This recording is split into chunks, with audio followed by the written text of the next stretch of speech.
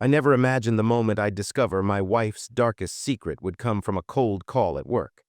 But when the bank started asking questions about loans I never took, I knew my life was about to unravel, and I had to decide who would pay the price. For years, I thought I had everything figured out. I had a steady job, a modest but comfortable apartment, and a marriage that to outsiders looked solid. My wife, Lisa, and I had been together nearly a decade. We had our ups and downs like any couple, but I trusted her completely. At least, that's what I told myself every day. I worked in middle management at a small company, and while my paycheck wasn't huge, it was enough to cover our bills, pay off the mortgage, and save a little each month. Lisa stayed home mostly, managing the house and occasionally freelancing as a graphic designer. We talked about the future sometimes, maybe a vacation or upgrading to a bigger place someday. Nothing extravagant, just steady progress. It felt safe. But even in those quiet moments, I sometimes noticed little things. The way Lisa would quickly change the subject when I asked about money, or how she sometimes seemed distracted, checking her phone a little too often. I brushed it off, blaming my own stress for reading too much into nothing. After all, trust was the foundation of our marriage. I kept telling myself that if anything was wrong, she would tell me. We were a team. We shared everything, or so I thought. Looking back now, I realized that was my biggest mistake. One evening after a long day at work, I sat down with a cup of coffee and opened the mail. Among the usual bills and junk, one letter stood out. It was from the bank. The letter said I had overdue payments on a loan I never applied for. I blinked, confused. I don't take loans. I pay my credit cards on time. Something wasn't right. At first, I thought it was a mistake, maybe identity theft. But the more I looked, the more it felt like something deeper, something personal. I didn't say anything to Lisa that night. I wanted to understand it myself first. But deep down, a knot was tightening in my chest, a feeling I couldn't shake. That's when the calm started to crack, and my life quietly began to unravel. The next morning, I woke up with the letter still heavy on my mind. I tried to shake it off, but it gnawed at me all day. During a break at work, I called the bank's customer service number printed on the letter. I hoped it was just a clerical error, something that could be fixed with a quick explanation. Instead, the woman on the other end gave me details that made my blood run cold. There were several loans, all taken out over the last year, totaling tens of thousands of dollars. Each one was in my name with my social security number, but I had no memory of ever signing anything. I asked about the addresses linked to the accounts, and she read one that was our home. My hands started to shake. Someone had been pretending to be me, and the only person close enough to pull it off was Lisa. I left work early that day, my heart pounding. When I got home, Lisa was in the kitchen, humming softly as she prepared dinner. I stood frozen, the letter and bank statements clutched in my hand. I confronted her quietly, showing the papers. At first, she looked confused. Then her face hardened and she avoided my eyes. "Lisa," I said, trying to keep my voice steady, "what is this? Why didn't you tell me about any of this?" She sighed, and for a moment I thought she might explain. But then she said, "It's complicated. I didn't want to worry you." Her words felt like a slap in the face. I wanted to scream, to ask how she could betray me like this. But all I could do was stand there, feeling my world shift beneath my feet. I realized then that the person I trusted most had been hiding something dangerous, something that could ruin me financially and emotionally. That night I lay awake, unable to sleep. The man I was yesterday felt like a stranger. My trust was shattered and the road ahead looked dark and uncertain. I knew I had to figure out what Lisa had done and what it meant for us both. The days after that confrontation felt like I was trapped in a nightmare I couldn't wake up from. I kept replaying Lisa's words in my head. "I didn't want to worry you." It was hard to understand how someone you love could carry such a secret, especially one that threatened everything you've built together. I felt angry, fury that burned deep in my chest. But underneath it all was a heavier weight: betrayal. How could she do this without telling me? Had she been planning it all along, or was it desperation? My mind raced with questions, none of which had answers. I tried to talk to Lisa again, but the conversations went nowhere. She became distant, defensive even, refusing to explain the details. Every attempt to get clarity only pushed her further away, and I started to feel alone in my own home. At work, I was distracted. I couldn't focus on emails or meetings because the bank's letter and her secret haunted me. I was embarrassed too. How could I let this happen? I'd always prided myself on being responsible, cautious. Now I felt like a fool. Financially, the stress was overwhelming. I checked my credit reports and saw the damage, loans I never authorized, debts I'd never agreed to. My credit score was tanking, and with it, my peace of mind. The idea that this could ruin my financial future was terrifying. But beyond the numbers, the hardest part was the emotional toll. I questioned everything, our marriage, our trust, even my own judgment. Who was Lisa really? And how much had I been blind to? At the same time, I knew I couldn't just sit back and let this destroy me. I needed answers, and I needed to take control before the damage became irreversible. One night I sat down alone in our living room, staring at the silence around me. I realized something. I wasn't going to be the victim in this story. Not anymore. The road ahead was going to be difficult, but I was determined to face it head-on. And if Lisa was hiding from the consequences, I was ready to bring everything into the light. After days of feeling lost and betrayed, I finally decided it was time to stop drowning in confusion and start taking action. I couldn't let Lisa's secret destroy my life without fighting back. I needed to take control of the situation, no matter how hard it was. The first thing I did was call the bank again. This time I asked for the fraud department and explained everything in detail, the loans, the forged signatures, and that I suspected someone close to me. The woman on the other end was polite but cautious. She said I wasn't the first person to face this kind of betrayal, and they would help me investigate. I also started gathering every piece of paper I could find, bank statements, loan documents, credit reports. It felt like I was piecing together a puzzle, but the picture it showed was ugly and painful. At home, Lisa barely spoke to me. The tension was thick in the air, and every glance between us felt like a battle. I realized then that this wasn't just about money or loans. It was about trust, broken and scattered like glass. I spent hours researching my rights and options online, reading stories of people who'd been through similar betrayals. Some had won their battles, others had lost everything. I knew I had a long road ahead, but for the first time I felt a flicker of hope. The most important part was deciding not to be a victim. I refused to let Lisa's actions define me or my future. Instead, I was going to make sure she faced the consequences, and if the bank wanted to chase someone for those loans, it wouldn't be me. That night, as I sat at the kitchen table, surrounded by paperwork and my racing thoughts, I made a silent promise to myself. I was done hiding. I would uncover the truth, protect what was mine, and find a way to move forward, no matter how painful it got. And so, with a mix of fear and determination, I took my first real steps toward fighting back. Working with the bank felt strange at first. After all, they had been the ones sending those threatening letters about loans I never agreed to. But once I explained my situation to the fraud department, something changed. Suddenly, they were on my side, helping me unravel the mess Lisa had created. The fraud investigator assigned to my case was thorough. She walked me through the process step by step, explaining how they would track down the loans, check the signatures, and attempt to recover the funds. It was a slow process, but it felt good to have someone believe me, finally. There were moments of doubt, though. The bank wasn't exactly quick to forgive or forget. They wanted their money back, no matter what. Sometimes it felt like I was stuck in the middle, caught between Lisa's betrayal and the bank's demands.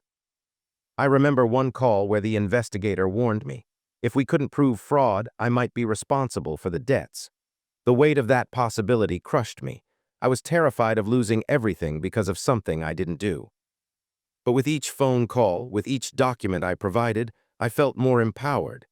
The bank became an unexpected ally, helping me fight against the shadow Lisa had cast over my life. At home, Lisa grew quieter.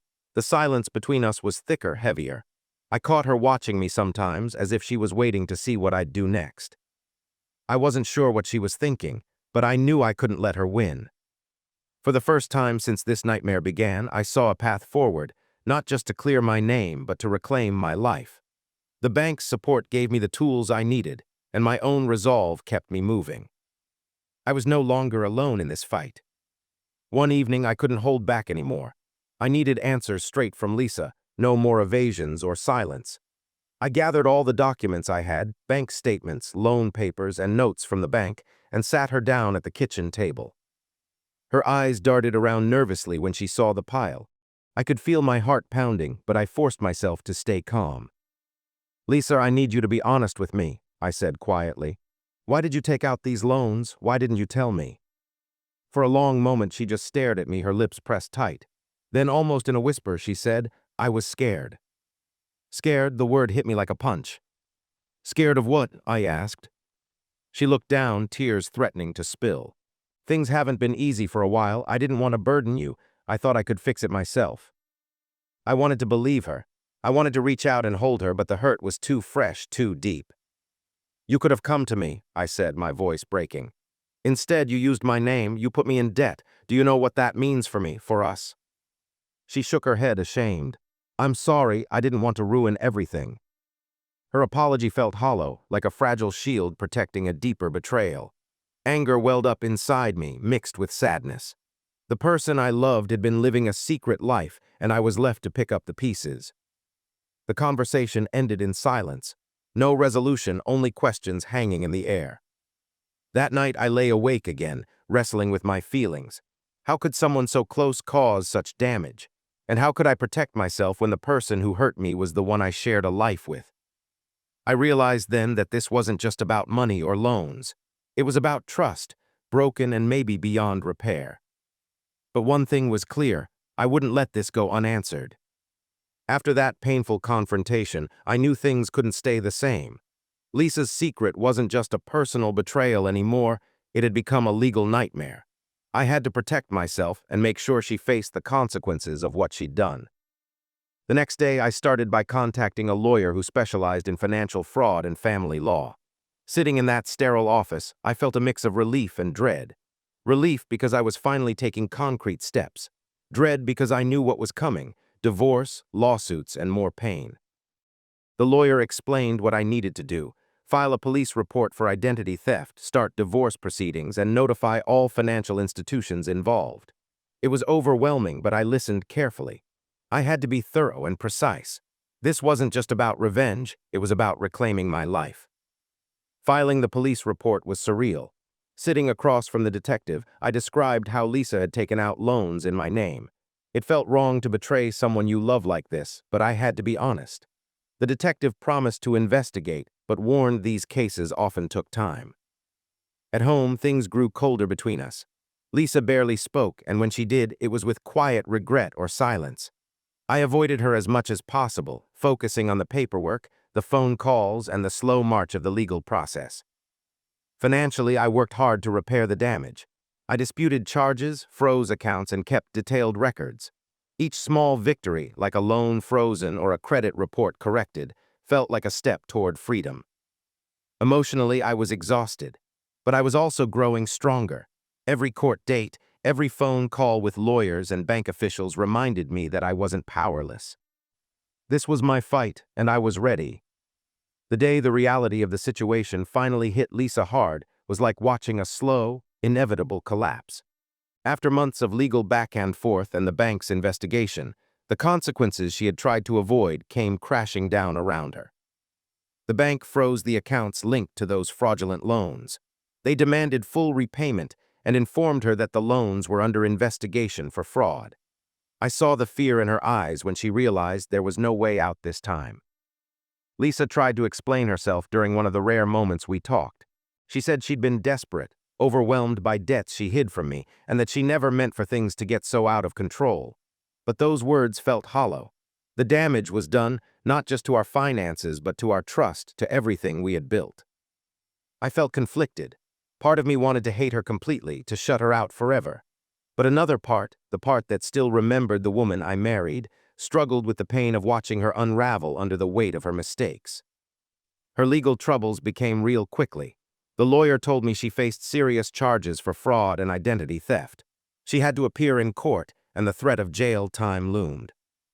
I wasn't sure what I wanted from this. Revenge, justice, closure, maybe all of them, but one thing was clear: I wouldn't let her actions drag me down with her. As Lisa faced the consequences, I started feeling something new: relief. Not because I wanted her to suffer, but because justice was finally catching up with the truth. The nightmare was ending. I still had a long way to go to rebuild my life, but watching her face the fallout was a hard, necessary step toward my own healing. After the chaos and confrontation, the silence was almost deafening. Lisa was gone, legally and emotionally, and I was left alone to pick up the pieces of a life that felt shattered.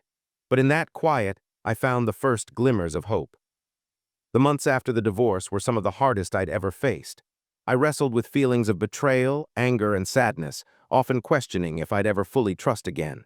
But slowly, day by day, I began to heal. I focused on rebuilding my credit and financial stability, working late hours and staying disciplined. Every paid bill, every cleared debt felt like a small victory, proof that I could rise from the wreckage. I also leaned on friends and family more than ever before. Their support reminded me that I wasn't alone, that despite Lisa's betrayal, I still had people who cared deeply about me. Most importantly, I started rediscovering myself. I took up running again, something I'd abandoned during the worst of the turmoil. The rhythm of my feet hitting the pavement helped clear my mind and gave me a sense of control I hadn't felt in months. I realized that healing wasn't about forgetting the past but learning to live with it, and not letting it define my future. Lisa's actions had changed my life forever, but they didn't have to break me.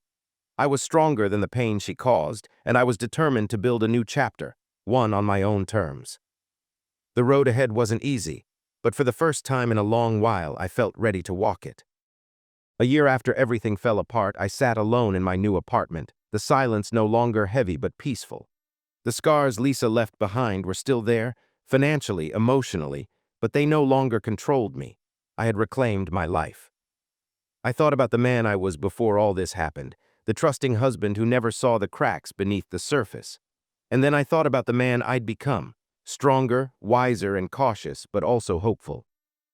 I wasn't the victim anymore. I was someone who had faced betrayal and come out on the other side.